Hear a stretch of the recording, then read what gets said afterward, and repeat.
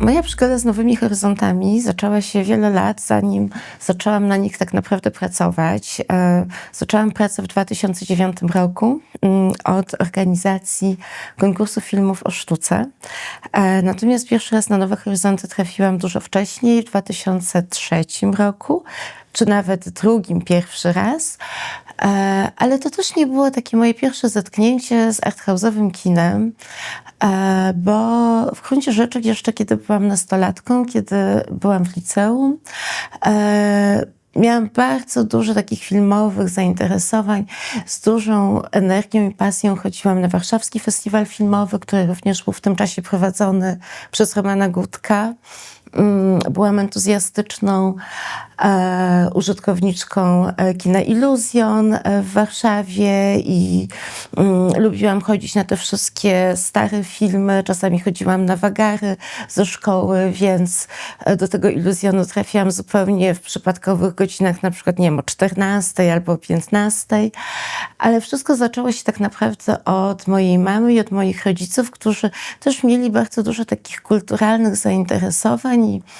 byli ludźmi z takiej starej, bym powiedziała, takiej typowej jeszcze PRL-owskiej inteligencji, która nie była bogata. Mieszkaliśmy na Ursynowie w bloku, ale za to uczestnictwo w kulturze było duże. Więc byłam zabierana i powiedzmy do Filharmonii, ale właśnie też do Iluzjonu i często w młodym wieku na przykład na filmy zupełnie dla dorosłych, które moich rodzice w ogóle nie widzieli w tym nic dziwnego, żeby zabrać mnie w wieku 13 lat na film Bergmana na przykład. Także taki miałam background i z tego powodu myślę, że bardzo łatwo było mi potem wejść w pracę na festiwalu filmowym, też po ukończeniu innych studiów historii sztuki, którą też w pewnym momencie, jak studiowałam przez pewien czas w Stanach, rozszerzyłam o kino eksperymentalne, więc powiedzmy te wszystkie moje ścieżki zawodowe i takie hobbystyczne zainteresowania, pasje życiowe gdzieś się w tym momencie splotły.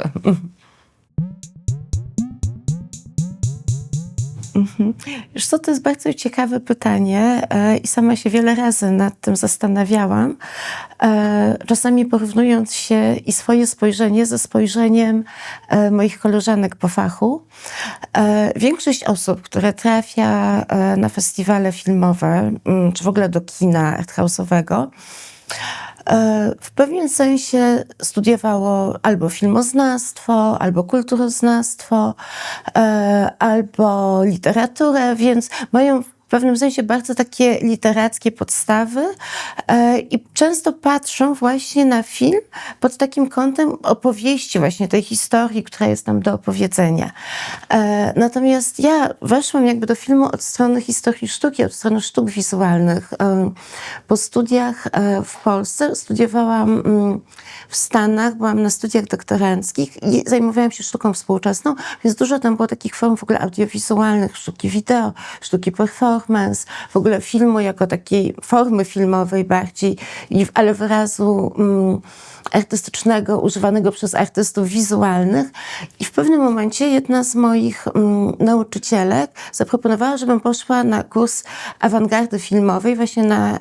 seminarium z filmu eksperymentalnego. I myślę, że to bardzo w ogóle i ten profesor zmienili moje życie, w tym sensie w ogóle patrzenia właśnie na obraz filmowy, nie na opowieść, która jest historią, ale właśnie pod kątem bardzo wizualnym, że nie tyle jakby patrzę na to, o czym to jest, tylko jak to jest zrobione. Więc jakby ten kadr i jakby co w tym kadrze jest, co ja mogę zobaczyć, jest jakby taką podstawą, zanim w ogóle przejdę do interpretacji i często jak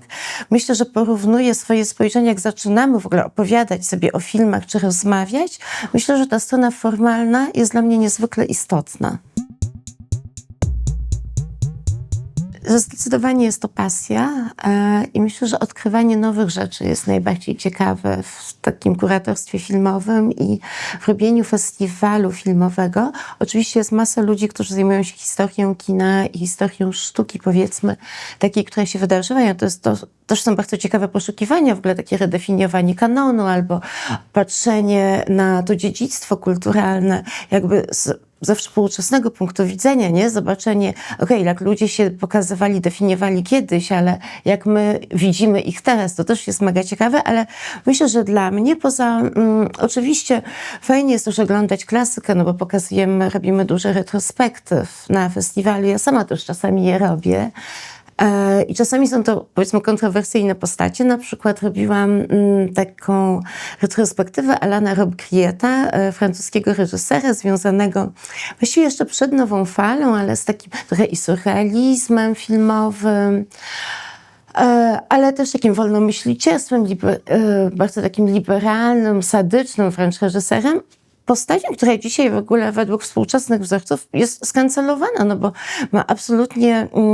jakby złe podejście do kobiet, jakby kobiety przedstawia w bardzo złym świetle, zawsze jako takie podmioty uległe. No w ogóle nie wpisuje się w taką współczesną, powiedzmy, feministyczną narrację.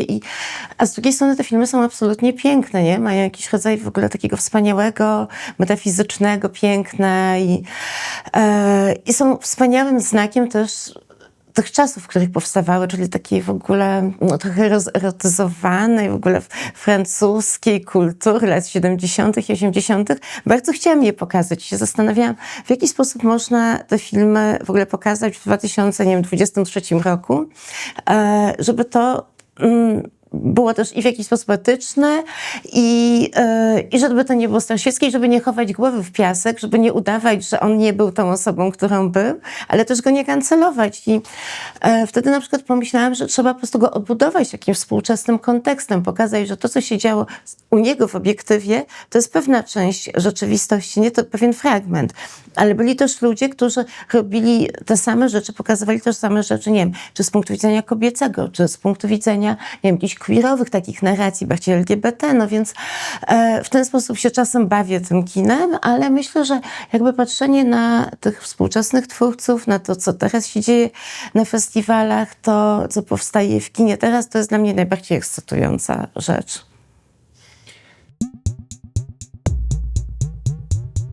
Ja chyba nie miałam takiego momentu jako widz, bo zupełnie się tego nie spodziewałam jako nastolatka, a wtedy jakby przeżywałam to kino arthouse'owe bardzo mocno i myślę, że ono na pewno bardzo wpłynęło jakby na moje życiowe decyzje. Mam taką anegdotę, ale podzielę się z nią. Kiedy miałam 15 lat i byłam w liceum, 16, może już nie pamiętam, poszłam właśnie na warszawski festiwal filmowy i właśnie po takim etapie chodzenia wcześniej do filmoteki z moimi rodzicami, ale gdzie oglądaliśmy bardziej klasykę kina i poszłam na seans filmu Wyliczanka Petera Greenawaya ze swoim ówczesnym narzeczonym i dla mnie to było coś w ogóle niewiarygodnego. Ten film był wspaniały. W ogóle wydawało mi się, że był absolutnie awangardowy i był czymś takim, czego ja nigdy w życiu nie widziałam. Tak mi się wydawało.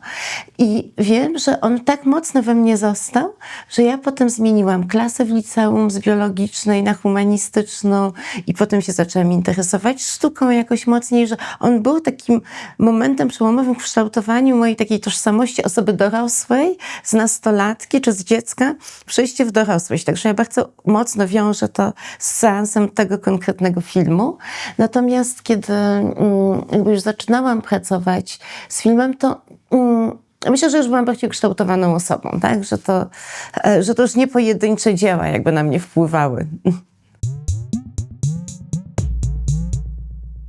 Kwestia balansu na festiwalach jest bardzo istotna, ale myślę, że zachowanie tej równowagi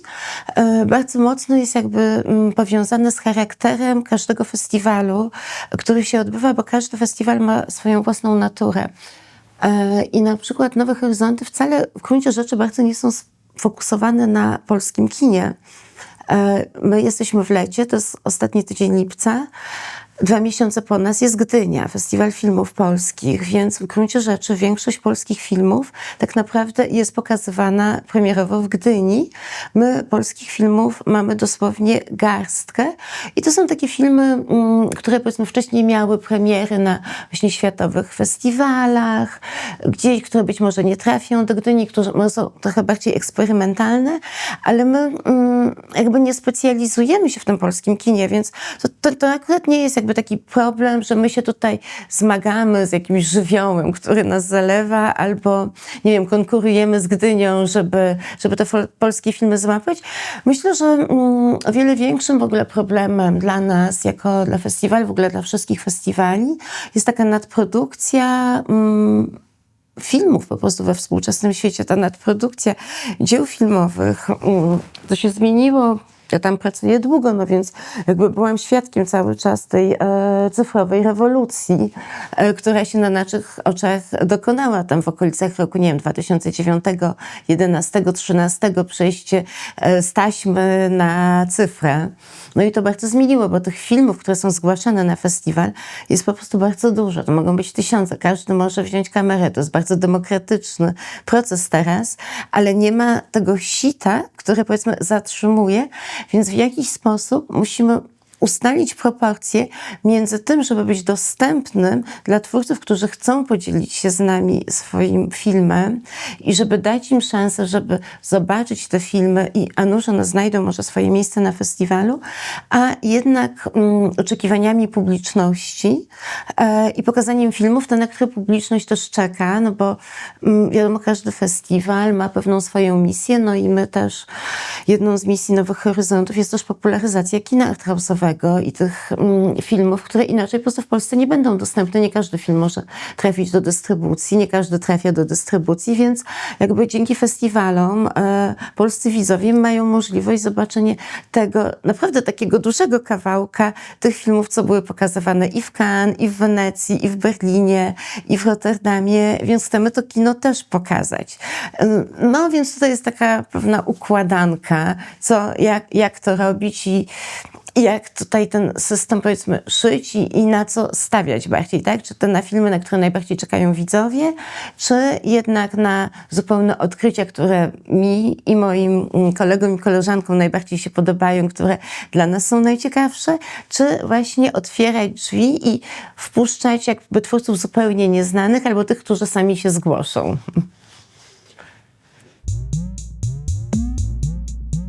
Doszliśmy do takiego słowa, które my nazywamy nowohoryzontowy i to właśnie w ogóle stał się normalnym przymiotnikiem wśród naszych widzów i on właśnie określa takie kino odważne, kino zadziorne, z pazurem, formalnie trochę może trudniejsze. No i to też jest jakby dobre pytanie, bo inna była definicja tego słowa, czym był film awangardowy, czy powiedzmy nowohoryzontowy w 2009 roku, to było zupełnie co innego i w 2026 to też jest zupełnie co innego, więc ja nawet miałam ten przywilej, że mogłam obserwować po prostu zmianę tego, gdzie ta eksperymentalność w kinie jest umiejscowiona, czy to jest na przykład w strefie bardzo takiej formalnej, czy to jest jakby w zaburzeniu, nie wiem, tej narracji, że ona jest nielinearna, czy to może jest w użyciu pewnych środków filmowych, mniej w takiej jakby mainstreamowej strukturze filmu, takiej odejście od tego trójaktowego jakby opowiadania, a może to jest pomieszanie gatunków i wplecenie na przykład do kina fabularnego fragmentów filmów dokumentalnych, a potem gatunkowych, bo były takie różne mody, powiedzmy, nie? W tym, co się uznawało za kino takie arthouse'owe i bardziej eksperymentalne, czy może jakby dotykanie tematów, które są tabu i ja nie mam na to odpowiedzi, bo mi się wydaje, że to się zmienia, tam co kilka lat jest jakby nowa definicja, czy każde jakby nowe, nawet nie pokolenie, tam ćwierć pokolenia twórców, jakby ma swoje własne pole walki, które spróbuje tak przesunąć do przodu. Ja myślę, że to kino musi być przede wszystkim odważne, nie? Że ma w sobie coś takiego, co nie usypia i jest konfrontacyjne, że jak się wychodzi z tego seansu, to naprawdę myślisz i nie przychodzi się od tego tak łatwo do porządku dziennego, tylko zaczynasz jakby prowadzić w głowie, albo ze znajomymi, rozmowę o tym filmie. Co tam się tak naprawdę wydarzyło, co było pokazane. Znaczy, dla mnie osobiście myślę, że wszystko wychodzi jednak od tego języka filmowego, od strony formalnej. może nie wszystko, no ale jak to chyba powiedział Wittgenstein, że granice mojego języka są granicami mojego świata. I w zasadzie można to samo powiedzieć o filmie, że każdy film ma swój język filmowy, język wizualny i jak on jest jakby trochę bardziej skomplikowany, czy przestaje być takim ugrzecznionym językiem, tylko pozwala sobie na pewne eksperymenty, od razu jakby otwiera więcej luk, takich, gdzie to znaczenie się też jakby powiększa i zadaje więcej pytań. Więc myślę, że czasami jakby to jest bardzo, to jest takim jakby istota kina dla mnie eksperymentalnego, czy eksperymentującego, czy flirtującego z eksperymentem, bo nie wiem tak naprawdę, jaki jest odpowiednik po polsku słowa edgy, czy może to jest właśnie słowo nowohoryzontowe. No ale też nie można powiedzieć, że nie było sytuacji, że był film, który w zasadzie ma bardzo klasyczną formę, bardzo prostą, że czasami wychodzi osoba przed kamerę i mówi coś w taki sposób i taką historię opowiada, że zostaje z nami na zawsze, że tego też nie można wykluczyć. Ale myślę, że mi osobiście bliżej jednak jest do tego, że poprzez język, poprzez formę tak naprawdę więcej rzeczy jesteśmy w stanie zobaczyć w tym filmie i poprzez to w rzeczywistości, trochę na takiej zasadzie, jak się czyta opowiadanie i ludzie mają jakby czasami używają bardzo takich wyświechtanych metafor i jakichś takich kalek językowych i zbitek. I w zasadzie to są tak już oklepane wersy, że się nic tam nowego w nich nie widzi, ale trafia się czasem na prozę kogoś takiego, kto tak łącznie jakby zmienia ten język i nagle widzi się swój najbliższy świat albo ten dalszy w zupełnie nowej perspektywie, bo to wszystko jest w języku jednak. Ja myślę, że to jest bardzo ważne i akurat ta selekcja tutaj była bardzo ciekawa. Dlatego, że jakby w jednej selekcji było 17 czy tam 18 projektów i one były bardzo różne, począwszy od filmów bardzo krótkich, kilkuminutowych, na przykład animacji, albo króciutkich dokumentów młodziutkich osób, które zaczynały jeszcze pracując w szkole filmowej, aż do projektów poprzez filmy dokumentalne, aż do projektów fabularnych, które są prawie skończone z bardzo dużym budżetem, nie? I w zasadzie można powiedzieć, jak w ogóle ocenić tak bardzo różne rzeczy i jak można je porównywać. Ale oczywiście, że można, bo oczywiście porównałyśmy je z naszymi moimi współjurorkami i wszystko jest też kwestią pewnego ćwiczenia mentalnego, bo można porównać różne rzeczy, bo czasami to po prostu jest kwestia ciekawego projektu. Myślę, że wszystkie te projekty były bardzo interesujące, miały i interesujące historie i też interesującą wizualność. Nie było naprawdę ani jednego, który by mnie w jakimś stopniu nie zaciekawił. Było bardzo też ciekawie i w taki sposób dynamiczny prezentowane. Także dla mnie to było bardzo wartościowe doświadczenie i później oczywiście spotkanie się z tymi twórcami jakby po pitchingach daje też jakby taką dodatkową głębię i zostają potem projekty, o których można pamiętać przy właściwie jakby kolejnych edycjach festiwalu. Wiadomo, że o wiele łatwiej jakby zapamiętuje się te filmy, które są w takim ostatnim stadium produkcji, postprodukcji, więc one są już takie, że się mówi festival ready i te wszystkie, które są w developmencie, czasami zajmują tyle czasu, to zajmie, zanim one gdzieś tam, nie wiem, przejdą swoją drogę i trafią na rynek, że już można o nich zapomnieć, ale też czasami wracają albo zmieniają się, nie, w taki dramatyczny sposób i swoją formę, że są czymś zupełnie innym. Także najbardziej pewnie są przydatne pod kątem festiwalu filmowego te filmy, które już są prawie gotowe i można tylko śledzić je, gdzie one będą. Ale myślę, że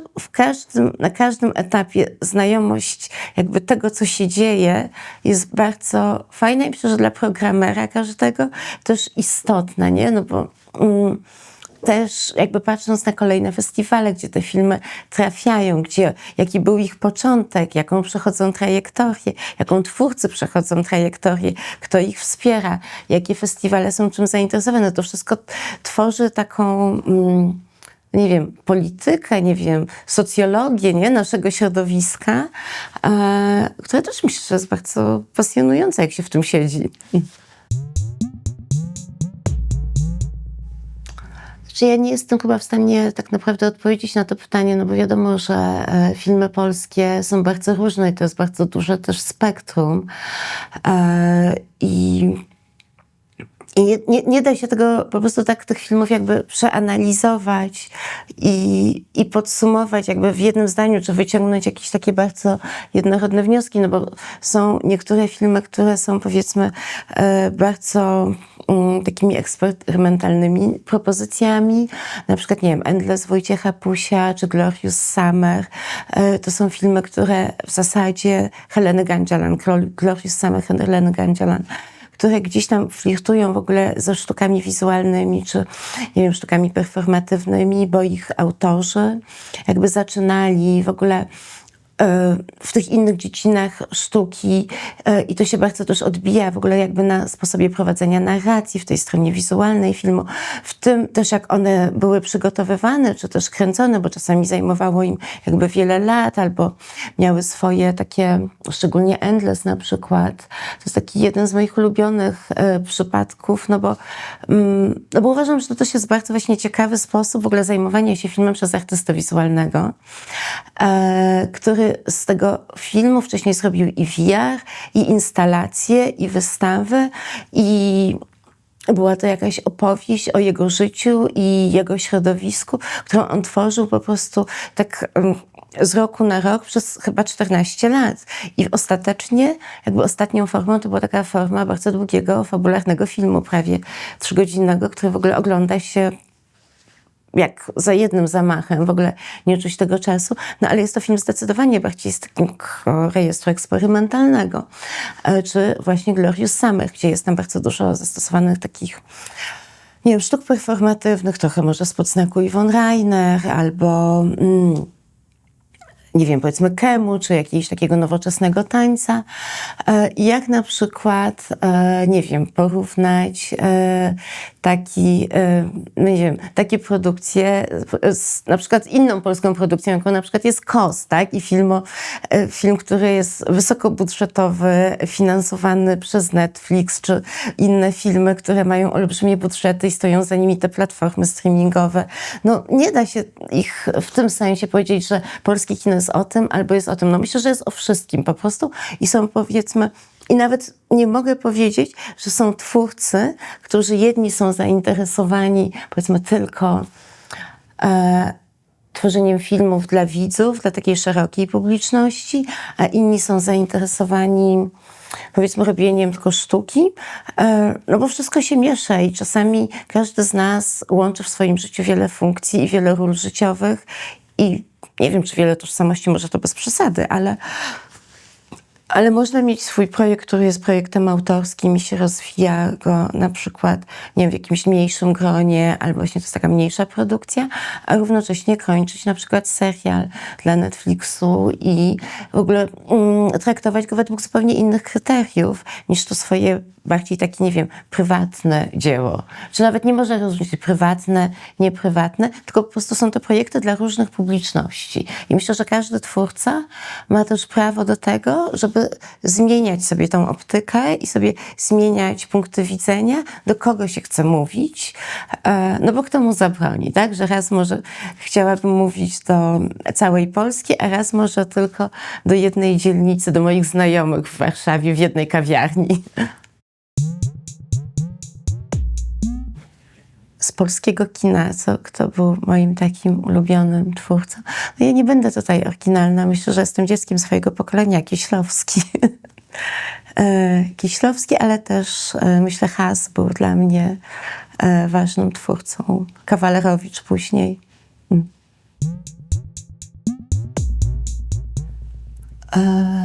No, myślę, że z różnych powodów. Oczywiście jakoś taka olbrzymia popularność Kieślowskiego tak się splotła z takim momentem w moim życiu, kiedy byłam młoda, kiedy dojrzewałam, więc jest to też rodzaj takiego bardzo uczuciowego kina, wręcz sentymentalnego, można powiedzieć, który dobrze jakby się spina ze światopoglądem młodych ludzi i z tym, nie wiem, z takim wizją świata nastoletnią, która jest trochę i duchowa, i podniosła, i chce się wierzyć w różne cuda. I myślę, że, no nie wiem, z moją, powiedzmy, taką wrażliwością, uczuciowością ten Kieślowski się spiął. Myślę, że potem w miarę trochę jak dorastałam, zawsze Has podobał mi się ze względu na taki swój surrealizm, właśnie na tą wizualność, na pokazywanie jakby takiej Polski trochę zagubionej, ukrytej, która nie była dla mnie dostępna, tak zupełnie na wyciągnięcie ręki, no bo to już było kino, które powstało wcześniej, więc kiedy ja je oglądałam, powiedzmy, z perspektywy transformacji i lat 90., no to już była przeszłość i wydawała mi się bardzo ciekawa i bardzo malownicza i właśnie też bardzo taka tajemnicza, może gdzieś poszukiwałam pewnej tajemnicy w kinie. No Kawalerowicz ze względu na, myślę, takie i moralne pytania i pewną bezkompromisowość i budowanie postaci, które nie były takie jednoznaczne dla mnie i coś, co wydawało się proste, okazywało się o wiele bardziej skomplikowane. No myślę, że no też Wajda oczywiście, nie, z niektórymi filmami też do mnie bardzo trafiał, ale to też myślę, że to był taki rodzaj jakby poszukiwania dla mnie takiej Polski może, właśnie też takiego jakby historycznego zacięcia, że jakby tego, co w polskim kinie na przykład mogło być naprawdę takie trochę i sexy, i fajne, i zachodnie może, i właśnie oczywiście Wajda ma swój olbrzymi patriotyczny nurt, ale ja ten nurt, powiedzmy, trochę bardziej jakby odrzucałam. Mi się bardziej podobały takie propozycje jak, nie wiem, Niewinni czarodzieje. Coś, co jest właśnie takim kinem trochę obyczajowym, trochę konfrontacyjnym, może kontrkulturowym trochę. Tak. Znaczy, bo ja po prostu powiem tak, że u nas akurat jest dosyć dużo zmian, więc powiedzmy to, o czym będę opowiadać teraz, no to będzie się to odnosić, powiedzmy, do struktury Stowarzyszenia Nowe Horyzonty, powiedzmy taka, jaka była do niedawna, bo my jednak przechodzimy przez to, że mieliśmy dużo takich personalnych zmian, pewnego rodzaju taką ewolucję czy modyfikację, natomiast jednak jeszcze to nie jest ogłoszone, więc ja nie mogę powiedzieć o tym, że nie wiem, czy zanim nie będzie ten materiał zmontowany, to już nie będzie inna formuła stowarzyszenia, ale właściwie od wielu, wielu lat jakby Stowarzyszenie Nowe Horyzonty to jest pewnego rodzaju taka, nie wiem, formacja parasolowa, która obejmuje bardzo dużo różnych połączonych ze sobą, ale działalności właśnie filmowych, bo jest coś, co się zaczęło od festiwalu Nowe Horyzonty i to był festiwal takich filmów oczywiście międzynarodowych, to była jakby pierwsza inicjatywa. Potem doszedł festiwal, American Film Festival, takich filmów niezależnych amerykańskich, dystrybucja filmowa, ale też filmowa edukacja, która potem zmieniła się w całą taką bardzo prężnie działającą gałąź młodych horyzontów, na którą też składa się i dystrybucja, i edukacja, i festiwal prezentujący kino dla młodego widza i dla dzieci.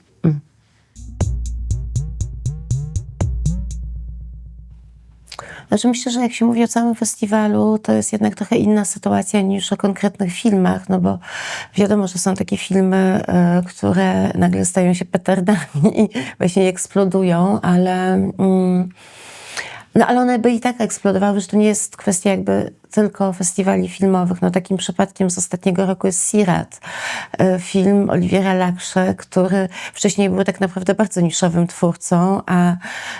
teraz był nominowany do Oscara i wszyscy zobaczyli ten film i to jest jakiś taki przypadek spektakularnego sukcesu. Ale myślę, że po prostu na pewno jakby olbrzymia część tego, czy film no to jest w filmie, nie? To nie jest jakby w tym, czy film będzie miał reklamę, czy nie będzie miał reklamy, czy na pewno musi być pokazywany, no bo musi trafić do tych twórców. Reklama oczywiście też nie zawadzi i im więcej jakby wokół niego jest uwagi, no ale po prostu myślę, że niektóre filmy po prostu mają w sobie coś takiego, że tak bardzo korespondują, nie wiem, z duchem swoich czasów, z tym, co dzieje się w głowach odbiorców, jakieś są aktualne, jakieś są bardzo takie czujne, są, nie wiem, może bardzo świeże i one właśnie tworzą jakby, i one wywierają na nas taki niesamowity wpływ. Z drugiej strony też można powiedzieć, że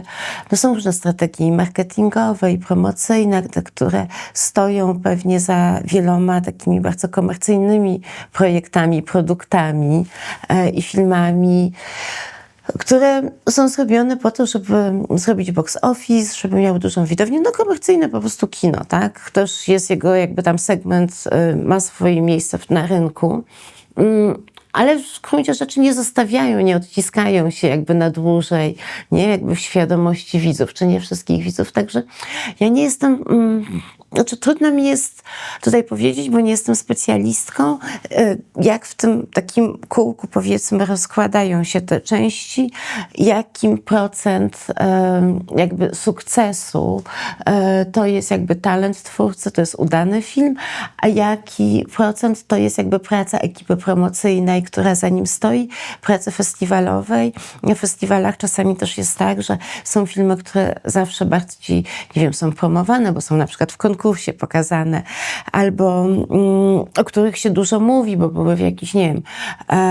ważnych innych festiwalach, sytuacji, albo, nie wiem, wcześniej jacyś krytycy o nich rozmawiali, to są tak zwane oczekiwane filmy, a potem okazuje się, że już na początku festiwalu to są te najbardziej oczekiwane filmy, a 10 dni później, na koniec festiwalu, te filmy,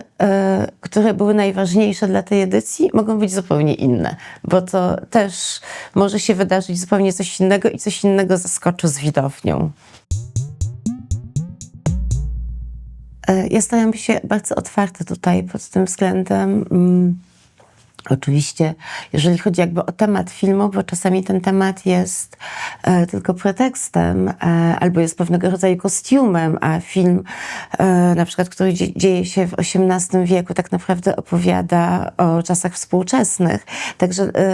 no, bardzo ostrożnie podchodzę jakby do tematu na takim jego powierzchownym poziomie. Myślę, że każdy człowiek ma swoje tematy, które lubi mniej lub bardziej. Oczywiście chcemy być bardzo profesjonalni i zawodowo to się staramy troszkę jakby od tych swoich takich subiektywnych sympatii zdystansować. Ja na pewno bardzo lubię filmy, które opowiadają kobiece historie, gdzie jakby osobą w centrum jest kobieta, jest osoba, narrator jest rodzaju żeńskiego, czy ta protagonistka, no bo wydaje mi się, że żyjemy w takim świecie, gdzie płeć jest niezwykle ważna i wiele lat kino pokazywało historie tak zwane uniwersalne, ale poprzez bohaterów męskich. A potem jednak okazywało się, że to doświadczenie męskie i kobiece, że to tak zwane uniwersalne i kobiece jest zupełnie inne. I jak zaczęłam robić taką sekcję na festiwalu, która nazywa się Trzecie Oko i to jest taka sekcja poświęcona kinu feministycznemu,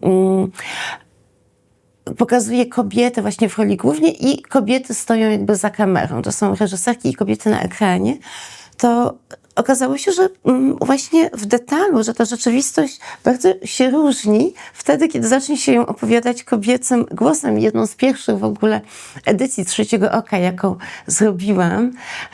to była poświęcona dziewczęcemu dojrzewaniu, że mamy z jednej strony boyhood, a ja powiedziałam, dobrze, pokażmy, jak wygląda girlhood. I okazało się, że męskie dojrzewanie, chłopięce takie, które pokazywane było, nie wiem, w literaturze, w szkole, nie wiem, Młody Werther na przykład, czy w popkulturze jak Harry Potter, to jest zupełnie inne doświadczenie niż dojrzewanie dziewczynek i to, jak dziewczynki są warunkowane do tego, żeby z dziećmi stać się kobietami, tak?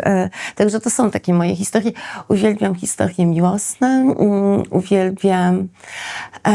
introspekcję, uwielbiam wszystkie rodzaje takich dzienników intymnych, ktoś opowiada właśnie do kamery, tam tworzy sobie taką właśnie opowieść albo taki dziennik intymny. Tak, lubię wszystkie filmy myślę o relacjach międzyludzkich, no ale też myślę, że nie tylko w takich relacjach miłosnych, czy tam męsko-damskich, powiedzmy, w takim wąskim świetle, ale też w ogóle o relacjach naszych w świecie, nie wiem, z przyjaciółmi, ze znajomymi z pracy, nie wiem, z dziećmi, bo myślę, że to też jest bardzo ciekawe. Czasami kino tak się skupia na pewnych tematach, na przykład na pierwszej miłości, albo na dojrzewaniu, albo nie wiem, na śmierci kogoś bliskiego w rodzinie, że omija bardzo dużo innych takich emocjonalnych spraw, którymi my żyjemy i wtedy, kiedy ktoś pokazuje je, to jest bardzo dla mnie też odświeżające, bo czasami to jest duża część naszego życia na przykład, nie? Poświęcamy na myślenie, nie wiem, jakie są relacje, nie wiem, u mnie w domu, albo u mnie w pracy, albo z moimi znajomymi, co tam się wydarzyło. Także lubię też takie kino trochę właśnie o nas samych, w którym się można przejrzeć, w którym ja się przeglądam. Myślę, że z tą politycznością to jest trochę tak, jak mówiłam o Rob Griecie, że czasami są twórcy, którzy w ogóle się nie mieszczą jakby we współczesnym kanonie etycznym, prawda? Czy jakby w takich wartościowaniu, no nie wiem, współczesnych jakby zachowań i tego, co jest przyzwoite, tego, co jest nieprzyzwoite, no bo żyli w innych warunkach, nie musieli koniecznie być też twórcami moralnymi, tak? Równie dobrze, to nie można powiedzieć, że to były takie czasy, w jakich żyli, może po prostu byli złymi ludźmi, nie nam to oceniać w tym momencie. No więc to jest trudna sprawa, jak pokazywać te filmy, na pewno. Myślę, że jakby przerabianie ich to już jest jakiś drastyczny rodzaj kontrreformacji i przyklejania tych listków figowych na nagie postaci, ale myślę, że na pewno historię da się opowiedzieć na wiele sposobów i to opowiadanie jest też bardzo ważne, bo właśnie można ten kanon przedefiniować, można pokazać te rzeczy, ale można pokazać je w pewnym kontekście jakby innych filmów, albo zrobić prelekcję, albo po prostu pokazać to wszystko, jakby co jest poza ekranem, bo myślę, że jak oglądamy film, to niektóre filmy są takie, że wszystko jest na ekranie i są bardzo wprost polityczne, ale jest też bardzo dużo filmów, które są polityczne w bardziej taki metaforyczny sposób, czy alegoryczny. I jak się nie ma klucza, powiedzmy, związanego, nie wiem, z wiedzą o czasach, jakie one powstawały, czy o twórcach, czasami można w ogóle obejrzeć film i jakby tej polityczności tam nie dostrzec, więc myślę, że jest olbrzymia też rola w edukowaniu widowni, szczególnie jeśli chodzi o takie starsze filmy, opowiadania im, więc tutaj już jest kwestia, powiedzmy, kuratorów i tego, kto opowiada o filmie, prawda? Kto ma głos, ten pisze historię. Kino... Ja bym się nie zgodziła, że każde kino jest polityczne, bo uważam, że jest właśnie bardzo dużo. Czy powinno być? Myślę, że dobrze jest, jak ludzie, nie tylko twórcy, mają tą świadomość polityczną i wiedzą, dlaczego coś mówią i mają świadomość, na jakim świecie żyją i skąd pewne zasady, powiedzmy, jak ten świat jest urządzony, się biorą. Natomiast jest dużo kina bardzo eskapistycznego i kino też było jednym z takich, myślę, opium dla ludu, czy jakichś takich mechanizmów, że ludzie są zmęczeni, nie chcą w tej rzeczywistości, w której są być i kino jest takim jednym z najprostszych jakby wehikułów, żeby się odkleić od polityki, więc też jest taka funkcja kina. I nie wiem, jaka była pytanie, jaka jest rola festiwali filmowych. No myślę, że rola festiwali filmowych w tym wszystkim jest taka, że jest to, powiedzmy, pole kultury i właśnie to, że jest ważne, żeby robić to w taki sposób, bym powiedziała, zgodny ze sobą, etyczny, żeby pokazywać świat w jakiejś pewnej jego oczywiście takiej złożoności, żeby nie upraszczać różnych rzeczy, bo jak się coś zaczyna upraszczać, to wtedy się wchodzi w taki populizm i w zasadzie to już no to już jest taka równia pochyła, żeby właśnie nie być tendencyjnym, jakby tylko zbudować jakiś w miarę skomplikowany obraz świata poprzez selekcję różnych filmów, to też każdy ma właśnie swoje jakby sympatie i antypatie. Natomiast to, co myślę, że jest też ważne, że właśnie a propos tych kwot, nie, że świat nie jest urządzony w sprawiedliwy sposób i to też jest jakby taka nasza decyzja, czy chcemy jakby dać całą siłę tym, którzy i tak mają najwięcej tej władzy, czy chcemy, powiedzmy, trochę ponegocjować i przesunąć tą granicę i powiedzieć, okej, to są filmy, które przychodzą do nas jakby z samego centrum i wiadomo, że one mają właśnie najwięcej pieniędzy ze sobą, najwięcej jakby promocji, wszyscy je obejrzą, one zdominują nasze myślenie o świecie i o filmach, ale trochę dajmy im odpór i pokażmy filmy, powiedzmy, z innych krajów, z mniejszych krajów. Takie filmy, o których właśnie inaczej by nikt nie usłyszał. Nie wiem, pokażmy filmy z Litwy, z Bułgarii, ze Słowacji, z Polski. No tak działa nasze to stowarzyszenie też Smart Seven, bo to ono zostało założone, bo tam jest 7 festiwali z 7 festiwali w Europie, ale takiej właśnie peryferyjnej, nie ma tam tego centrum, tylko jest i Polska, i Litwa, i Rumunia, Grecja, potem Portugalia, Hiszpania i Islandia, nie? Także po takich obrzeżach to leci. Czy chcemy umieścić, powiedzmy, debiutantów, czy chcemy pokazać filmy kobiet, które, powiedzmy, też są zupełnie nieznane, czy jak budujemy retrospektywę, że o wiele łatwiej zrobić retrospektywę twórcy, który ma 20 filmów, powiedzmy, jest mężczyzną i miał bardzo łatwo, robił przez całą swoją karierę życiową filmy, bo nic go jakby nie powstrzymywało, a jak się chce zrobić retrospektywę, szczególnie kobiet ze starszego pokolenia, okazuje się, że tam na przykład są 3 filmy albo 4 filmy, bo ta kobieta była po prostu nie wiem, skonfrontowana z trudami życia, musiała wychowywać dzieci, musiała walczyć z systemem, ale żeby jednak zrobić tą retrospektywę i powiedzieć, że ona też jest równie ważna, no to są takie różne kuratorskie decyzje i myślę, że my jako, nie wiem, programerzy, kuratorzy filmowi mamy bardzo duży wpływ na to, jak pokazujemy filmy, a przez to jakby kształtujemy ten świat, o którym potem, nie wiem, w którym żyjemy, w jakiś sposób, albo myślenie o nim. No, świata nie kształtujemy na pewno, bo to nie jest możliwe, ale pewnego rodzaju jakby percepcję. O.